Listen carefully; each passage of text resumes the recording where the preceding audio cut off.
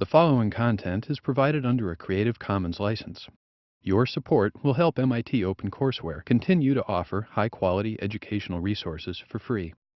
To make a donation or view additional materials from hundreds of MIT courses, visit MIT OpenCourseWare at ocw.mit.edu.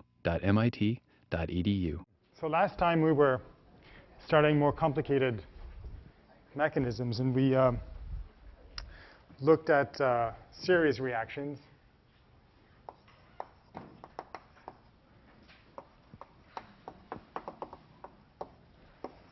A goes to B, which is an intermediate, goes to C with rates K1 and K2. And we solved the problem exactly, which turned out to be a little bit complicated. And then we were looking at special cases. And I left the special case of K1 equals K2 to do as a homework problem. And then on the board, we did K1 much greater than K2, which looks like if K1 is much greater than K2, the rate into K1 is much greater than K2. So using the analogy of buckets and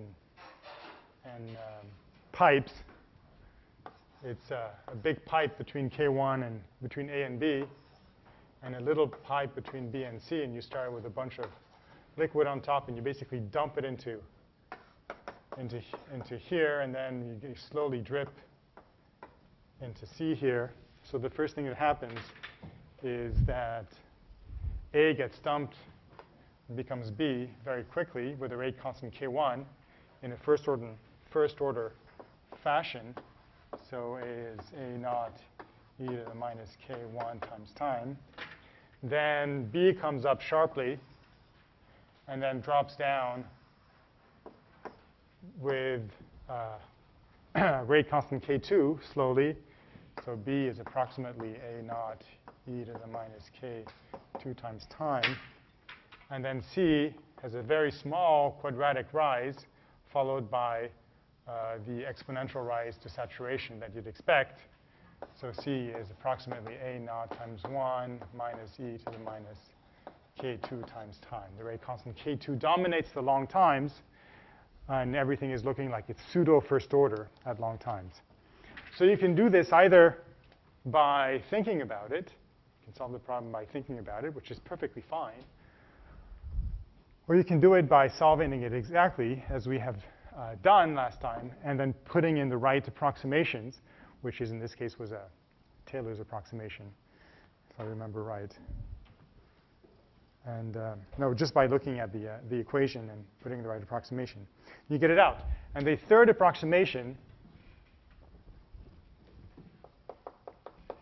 which is the opposite one, K2 much less than K1. So K1 much less than K2. The way that that's going to look, you can do it by inspection.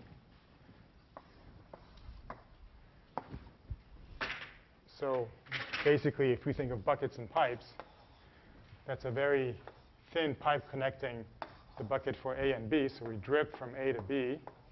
Then we have this very fat pipe connecting B and C. So as soon as a little b gets in there, it immediately becomes C, right? So the rate determining step is the first one, A goes to B. And so K1, we expect that to be the rate that dominates the long time. And we never expect to get any significant amount of B to pile up in the middle bucket because this pipe is much bigger than that one here. So therefore, what we expect to see is a slow decay in A with rate constant K1 dominating the long times. A is approximately A naught e to the minus K1 times the time. We don't expect B to amount to very much at all. It'll rise up a little bit at the very early times, and it'll pretty much stay very, very small, not quite constant. And in fact, if you put in if you look at the full result and you put in your approximations, and I'll let you do that, you would find that B is essentially related to A through a constant term where K1 is very small compared to K2. So this is a very small number here. B is equal to a very small number times A. So it basically follows A, but at a very, very low level. And then you'd find that C rises up in approximately e to the minus k1 times t, so with rate constant k1. 1 minus e to the minus k1 times the time. So the dominant rate is k1, and in this case here, this is an approximation that we're going to see again. We're going to revisit this approximation here.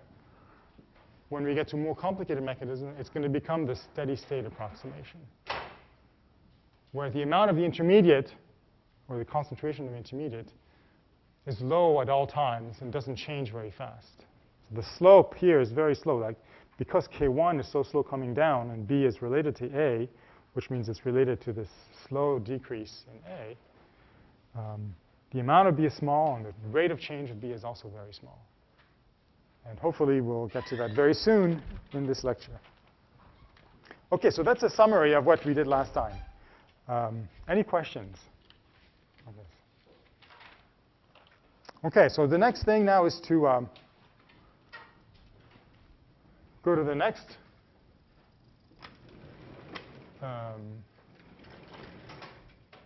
mechanism, which is so far we've looked at reactions that proceed all the way. We haven't looked at equilibrium yet, but we know thermodynamics is all about equilibrium. So now we're going to connect kinetics and thermodynamics. We're going to look at a mechanism which is an equilibrium mechanism. Equilibrium or reversible reactions, where you have A goes to B with some rate constant K1, but you can have the reverse process. B goes back to A with the rate constant K minus 1. Or you can write it as A K1, K minus 1 to B, where K1 could be K forward and K minus 1 could be K backwards. Right. Also written as K sub F, and this is also written as K sub B. So now we have more information than we had before, because now we know this is an equilibrium problem. And we already know about equilibrium from thermodynamics, and we know that at equilibrium, in addition to all the rate laws that we're going to write down to solve the problem, we also know that at equilibrium, the equilibrium constant is related to the equilibrium concentrations, to the ratio of the equilibrium concentrations. This is something additional that we have. OK, so let's write down everything we know.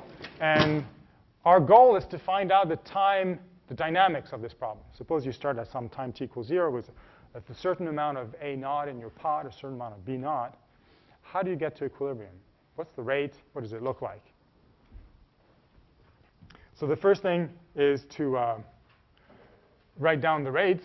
So the forward rate minus dA dt, which is the forward rate, R sub forward is equal to K1 times A. And the backwards rate minus dB dt, which we can write as R sub backwards, that's K minus 1 times B.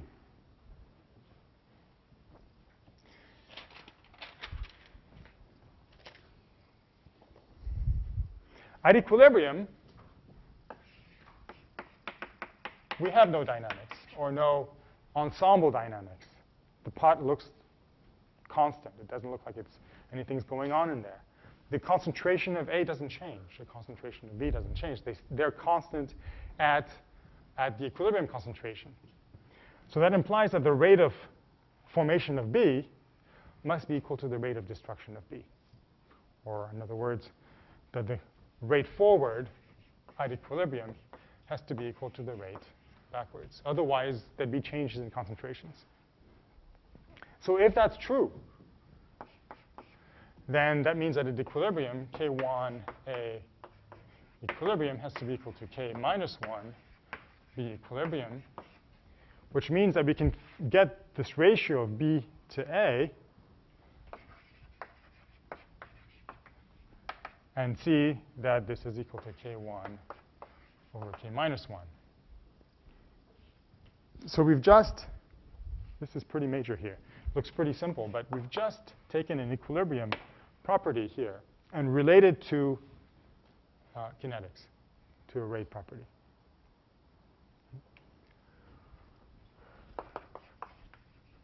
So here we have kinetics. Here we have thermo. Okay.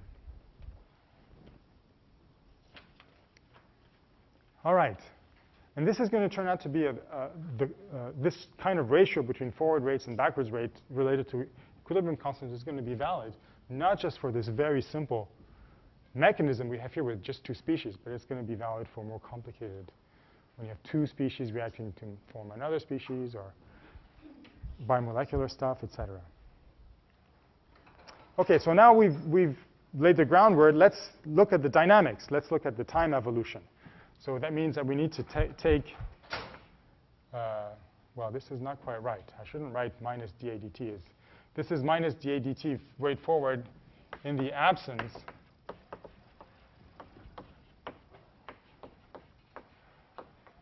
of reverse process. Right? This is just the destruction of A and not the creation of A. So if you look at the full kinetics, the full mechanism, this also, the rate backward is minus dB dt in the absence of forming B back through the reverse process. So both of these are in the absence of their reverse process. The full kinetics for the destruction of A is the rate backwards, or the rate forwards, which is K1 times A, and then the rate backwards, which is the creation of A. It's the two rates together, minus K minus 1 times B. There's the formation of A here. This is the destruction of A. This is the full differential equation for the full mechanism, not just one part of it. This one here is just for the first step, and that one here is for the second step. This is what we need to solve. But now we have a lot of help by what we've already done. So what we can do is, well, the problem here is that it looks hard because there's B included in here. Right? This is not just A, there's B in here. But there's only two species, and stoichiometry is going to help us out. Remember last time, or a few times ago, we said the last species is the easy one because it's always related to the concentration of all the other species by stoichiometry. And the last one here is B. So we know that B is related to A. B is whatever you started out with plus whatever you used up for A. That's one way of writing it. So you start with this amount, and you create this amount by having A react. This is what you started with A, and this is what's left. The difference has to go into B. Okay? So stoichiometry gives you a relationship which you can use to plug into your differential equation here. And now, after rearranging your differential equation, putting B in there, you can rewrite this as K1 plus K minus 1 times A minus K minus 1 times B naught plus A naught. Okay, something which depends on A, something which is constant here. OK, what else do we know? We know something about equilibrium. We know something about when we reach a state where the rate forward is equal to the rate backward. When the rate forward is equal to the rate backwards, the rate of change of A is 0. A is not changing. Concentration of A is not changing. So at equilibrium, dA dt is equal to 0. And just like in this example here, this is going to turn out to be related to an approximation called the steady state approximation, which we're going to see later this morning. Writing at equilibrium that the change in the concentration of one of the species is equal to 0, We're going to use that as an approximation also later when we get to more complicated mechanisms. Right? This is going to be the equilibrium approximation, and this is going to be the steady state approximation. But let's keep going with we're solving this guy here. So at equilibrium, dA dt is equal to 0, and then we can replace our concentrations here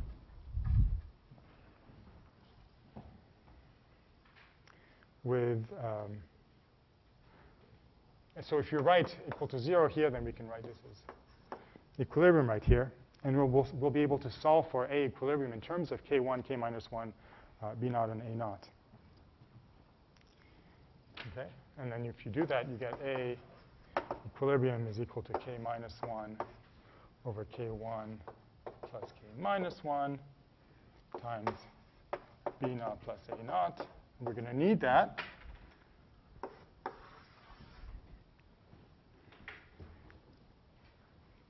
Because now we're going to be able to plug this. So there's A naught plus B naught sitting here. We're going to replace A naught plus B naught in terms of A equilibrium. There's a minus sign here. And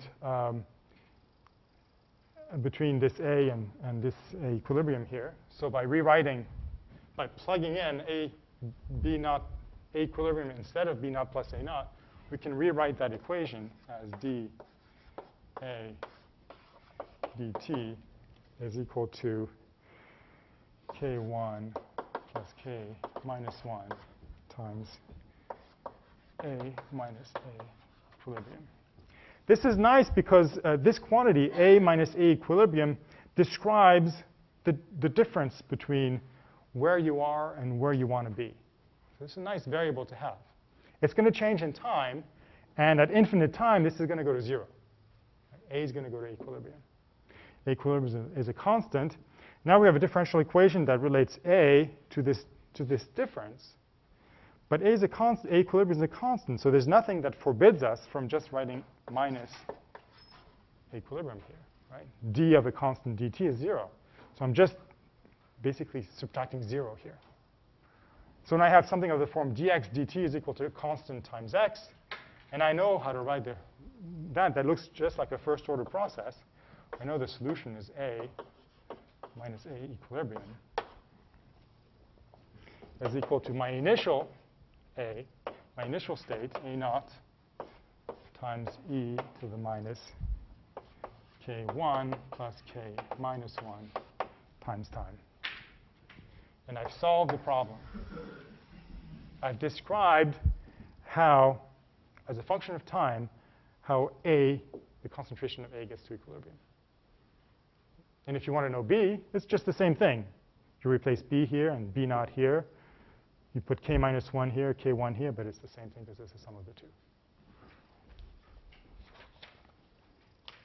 So if you were to sketch it out,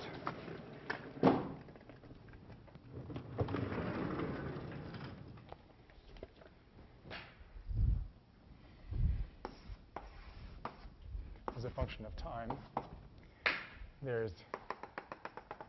eventually you'll get to the concentration at A equilibrium. If you're above it, you're going to decay in a first order fashion with a rate constant K1. A minus A equilibrium is A naught minus A equilibrium e to the minus K prime times T, where K prime is K1 plus K minus 1. And this is when A is greater than A naught, A equilibrium. A naught is greater than the equilibrium. And if you start below, you're going to come up like this. This is A naught is less than A equilibrium. And both rates come into here in a very simple way, just the sum of the two. So experimentally, if you want to find out these rates, you can measure the equilibrium concentrations, measure K equilibrium by obtaining the equilibrium concentrations of B and A. And that gives you the ratio K1 plus K minus 1. And then you can just start the process with some concentration of A, which is different than equilibrium. And then watching it in time, extract out, observe, and measure K1 plus K minus 1 in this kinetic equation, kinetic relation. And then you have two results, two pieces of data. You measured K prime, which gives you the sum of the two, and you've measured K equilibrium, which gives you the ratio of the two. And you've got your two rate constants out. Okay, any questions for the equilibrium problem? We're slowly, yes? Is there any relationship between K1 and K minus 1? There is not yet a relationship between K1 and K minus 1. Depends on the problem. And we're going to study the, when we get to potential barriers, we'll look at this issue. Okay, so it's a good question.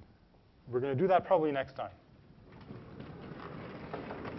So let's get going then with reversible reactions. So now we have, let's make it a little bit more complicated. Let's, instead of 2 species, let's make it 3 species.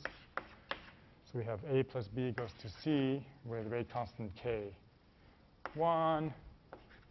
And then C goes to A plus B with rate constant K minus 1, which you can rewrite as A plus B goes to C, K1, K minus 1. And then you write down your, you want to solve this, so the first thing you do is you write down your differential equations. dA dt is equal to, put all the rates in there, K1 AB minus K minus 1 times C. And at equilibrium, you set that equal to 0.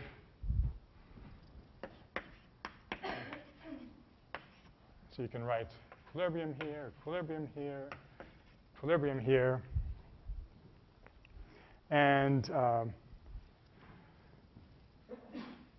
when you bring this term over to the other side, you find then that at equilibrium, the ratio of the forward rate to the backward rates is equal to C equilibrium divided by A equilibrium, B equilibrium, which you know is the equilibrium constant. So again, for this slightly more complicated problem, the ratio of the forward and backward rates are related to the equilibrium constant. Okay. So now you want to solve this. Well, we're not even going to try, because it's going to be too complicated. So as soon as you get away from first order kinetics and go to second order kinetics with multiple steps, it's a mess. So instead, you try to find approximations. In this case here, there's one we can use, or a limiting case at least. One we can use, which is an obvious one, which is flooding as a limiting case. If we want to isolate a small part of the problem, we can use flooding because we can overwhelm the system with either A or B. Take B naught much greater than A naught and C naught. So over the course of the reaction of the process, the concentration of B hardly changes. And so when we write our kinetic equation, our rate law, K1 A B minus K minus 1C, well, we could put a little naught here because we know the concentration of B is not changing. And so now we're left with the problem we had before, which was a reversible first order process with which we have just solved. Okay? And you go through the experiment and you extract out K1 times B naught and K minus 1. You do the experiment again with a different concentration B naught to start out with, and you can extract out K1. So this is a process of getting the rates by using a simple approximation here. Simple limiting case. All right, any questions? So we've just finished putting all the building blocks together now. Okay, let me remind you what these building blocks are.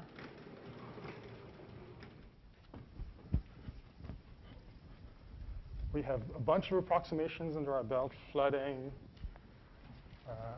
We've looked at rates being much faster than others. And we have 3 simple mechanisms We looked at parallel reactions. We looked at series reactions. And we looked at reversible reactions. Okay? So a complicated mechanism will basically put these three building blocks together in a series. They'll all be happening at the same time somehow. And obviously, since we threw up our hands just with a simple reversible process like here, it's clear that we're going to throw up our hands a lot when we write down these mechanisms. So we're going to need approximations. We're going to need something that we'll automatically go to and say, this is going to be too hard. I'm not even going to try. Let's do an approximation. Okay.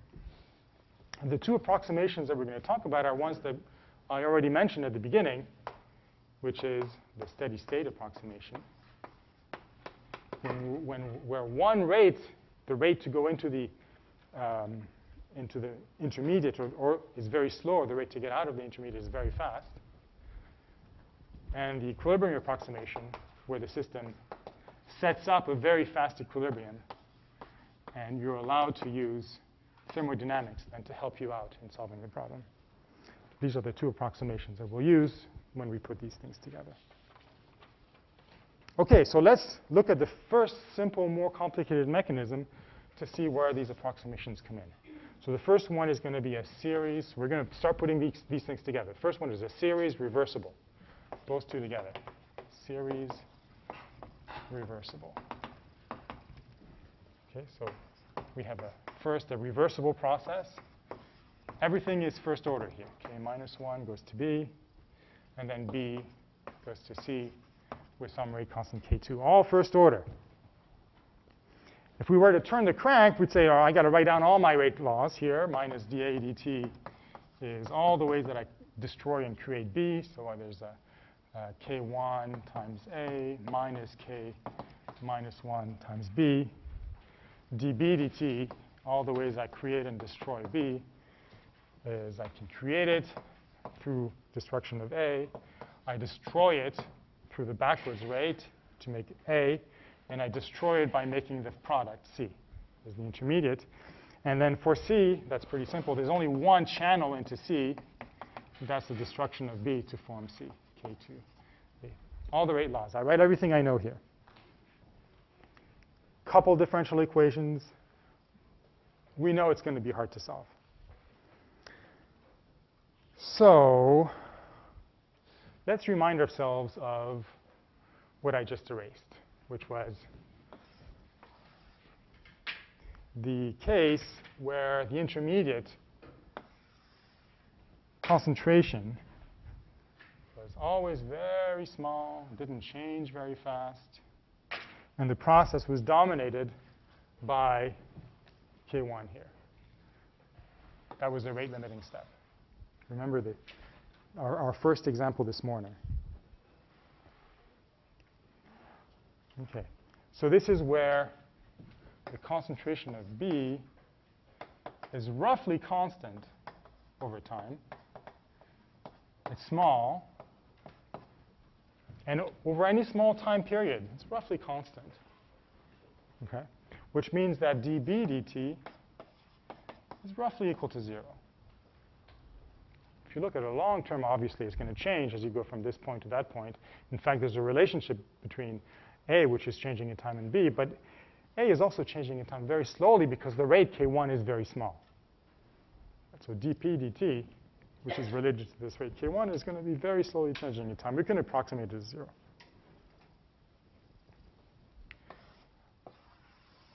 What are the ways, in terms of matching these rate constants, that we can get to that approximation, to a diagram that looks like that? Well, we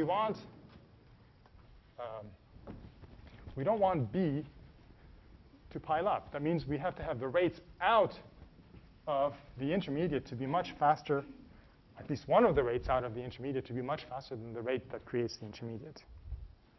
So the different ways of creating that approximation are if, and the length of the arrows now is going to be proportional to the rate. Okay? We want it to be very hard to make B. And as soon as we make B, we want it to go away. So one of the ways to do that is to have the reverse rate much faster than the initial rate. And we can have a slow rate into C. That's fine. We could have, again, a very slow rate into B. We could have a slow reverse rate and a fast rate into C. That's perfectly fine. Or we can have both, fast rate out of B through A or out of B through C. As long as this first rate into B is small compared to one of those two rates, we're never going to pilot B. It's going to go away as soon as we make it. So in all these cases, K2 plus K minus 1 is much bigger than K1. Okay. When we have that situation, then we can make the approximation up here that the rate of change in B is very small, almost 0, which means it's basically a constant. And instead of writing B in this case here, we're going to write it as B steady state, which is basically a constant in terms of solving the differential equations. And that's going to make our life much easier, because instead of having to solve these coupled differential equations, we're just going to have to solve coupled algebraic equations, which is really messy but less hard. If you're a bean counter, then this is heaven, right? So now we're going to put steady state. This is going to be a constant, and this is going to be equal to 0. And then here, this is going to be steady state here. This is going to be steady state here. And the first thing to do now is that we've eliminated this differential equation. We now have an algebraic equation where we can solve for B steady state. Okay. So if you recognize that you're in this situation here, forget about trying to solve. Immediately go to the process of putting in a constant for B, setting dB dt for the intermediate equal to 0, and then starting to turn the crank on the algebra.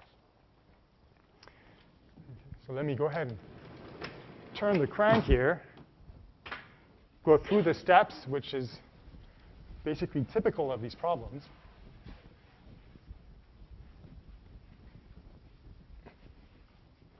So you turn the crank, you solve for the steady state concentration. You get in terms of A over K minus 1 plus K2. Then you plug this back in here, and you get a new differential equation, minus dA dt is equal to K1 times A minus K minus 1 times B steady state. So you plug this in here. And you get, so there's A sitting here, A sitting here. It's going to be of the form an effective rate times A. It's going to be of basically a first order form, which is what we'd expect from from sketching the diagram just like that. So you get minus dA dt is an effective rate, K1 times K2 over K1 plus K2 times A. This is K prime. Okay.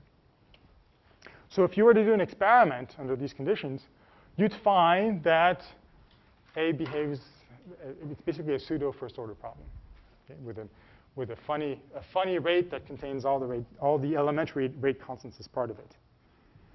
And when you do the same thing for C, dC dt, you find that depends on A. It's K1, you plug B steady states in here, K1, K2 divided by K1 plus K2 times A. This is K prime again. So the problem, and it's first order, so the problem looks like effectively you're going from A to C, forget about the intermediate, with an effective rate K prime, where K prime contains these rates. OK, so this is steady state approximation. It's the prototypical problem. Questions on steady state before we get to the next approximation. All right, so now, as promised, the next approximation is that where you set up a fast equilibrium, and you can use thermo to help you out. equilibrium approximation. A goes to B. This is a fast process. And then K2 out of B is a slow process. Little arrow here and two big arrows here. If you put your A in your flask, immediately you set up your equilibrium, and you slowly dribble out of that. If you want to do it as a function of buckets and you have a big pipe connecting two buckets that are just offset from each other. So there's in this case here, B is favored over A because it's a little bit lower than this guy here. And then there's a little bucket, there's a little tube that comes out of here into C. So there's a little dribble into C over time. The first thing that happens is you set up your equilibrium, and then you slowly extract stuff through a little tube into C. So what do you expect this to look like? Well, you expect A to really slowly come out because the rate limiting step is the rate from B to C. So K2 is going to be the way that A is going to come out, right? You expect it to slowly go away. You expect B to get created very fast to some equilibrium amount, and then also to follow the same rate K2, slow K2 to disappear, and you expect C to come up basically in a first order process to saturation at A naught. So you expect the dominant rate to be K2 and the fast dynamics to happen at very, very early times, and then everything to follow first order kinetics. OK, so now let's do the math and make sure that it agrees with what we just assumed that it's going to look like. So equilibrium is happening. You can assume that at any time after the initial very fast process of getting equilibrium, so after some initial time, the ratio of B over A is always going to be a constant. The dribble out of B here is not going to be fast enough to change that ratio. As soon as you get a little bit of B out here, this is A here, immediately the ratios, the amounts rearrange to keep the ratio constant. So now when I look at the rate of the reaction, the rate of formation of C, K2 times B, well, in terms of A, it's K2 times K equilibrium times A, which is K2 times K1 over K minus 1 times A. And you can immediately see that C is behaving, or the reaction is behaving like a first order process with an effective rate which contains all three rates in this ratio here. So it looks like A goes to C with some K prime where this is K prime. It looks like A goes to C with an effective rate constant K prime. OK, questions?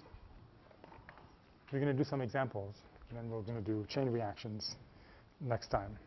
We're one lecture behind. All right, let's do some reactions. The first, some examples.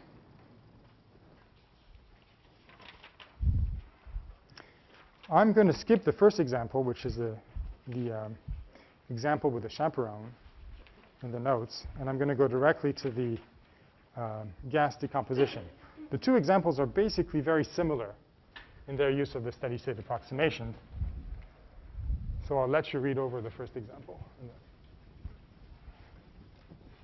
So this example here is going to give us the Lindemann mechanism, for which Mr. Lindemann got a Nobel Prize many, many years ago.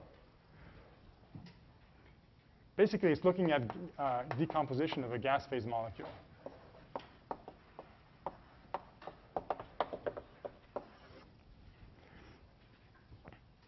Where you have a molecule A that breaks down into products.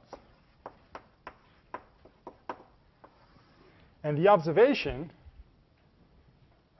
before Mr. Lindemann got around, was that it looked like a first-order process. Okay?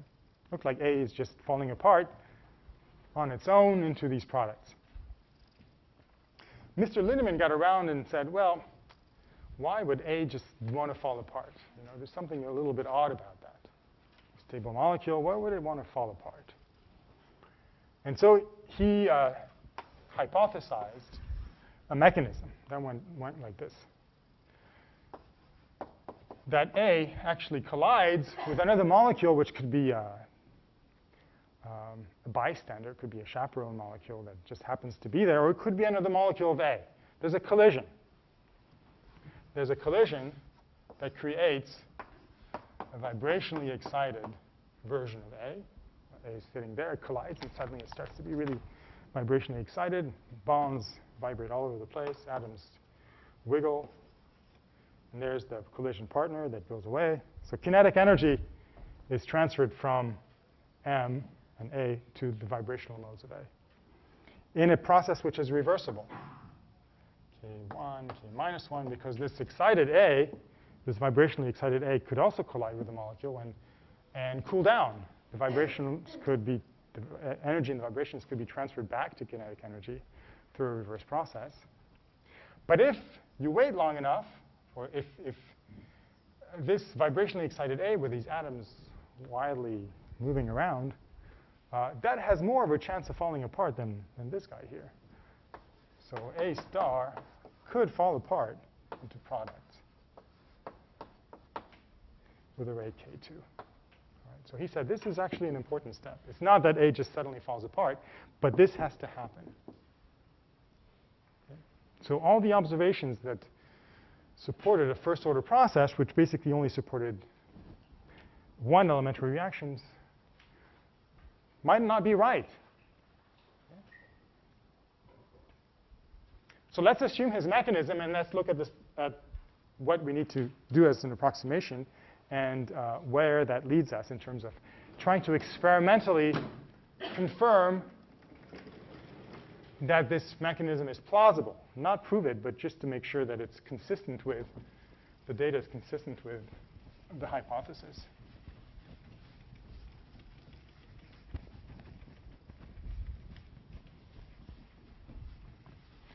So let's compare our rates here.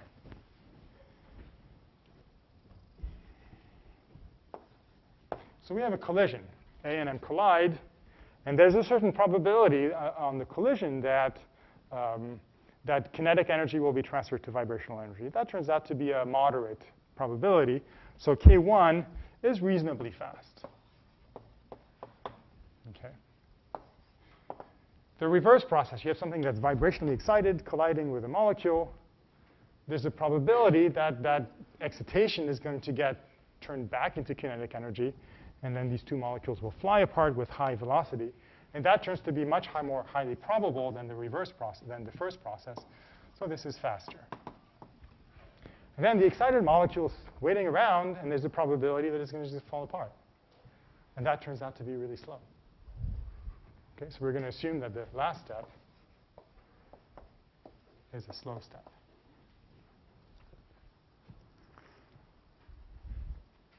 Okay, so what does it look like? Well, we have the creation is fast, of the intermediate is fast, but the destruction through the reverse process is much faster. We have at least one step out of the intermediate, which is faster than the step into the intermediate. That's all we care about. It doesn't really matter that this is slow in terms of using the steady state approximation. We just want the step getting out of the intermediate, the backward step in this case here, to be faster than the step into the intermediate. So this allows us, this fact that this is faster, that allows us to use a steady state approximation. Okay. So now we can go ahead and solve the problem. So we write down all the rates, minus dA dt, is K1 A. Rather, the rate of the reaction, let's start with the rate of the action. Let's take a product. Let's take C. Let's say this goes to product C here. So dC dt is equal to K2 times A. That's the rate of the reaction. Okay. We're going to look at this rate of reaction and see how it changes, what it looks like under limiting conditions, the rate of reaction. All right, let's look at the intermediate, because this is what we're going to solve first, because this is going to turn out to be an algebraic equation, because we're going to apply the steady-state approximations. Intermediate dA star dt is, we can create it through the forward process. We destroy it through the backwards process, A star times M. And we destroy it through the final process, A star. We apply the steady-state approximation, steady state, steady state. We solve for a steady state algebraically, K1 A M over M times K minus 1 plus K2. And then we plug that back into the rate of the reaction, the rate of appearance of C, which is what we're measuring experimentally. We're looking at the products, measuring the appearance of products, or their destruction. This is also equal to the destruction of A.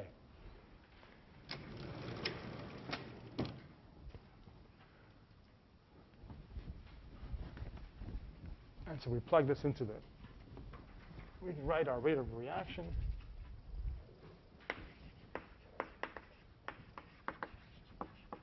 Which we measure experimentally.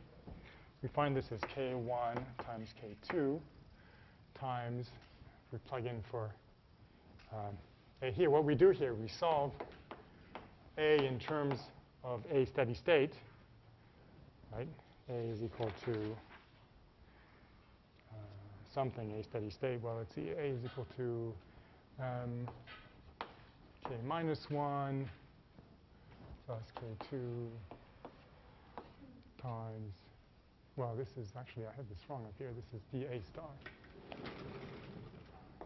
All right. So we don't need to do this here. The appearance of C is A star here. So we plug in A steady state here. A star steady state, and this is A star steady state here.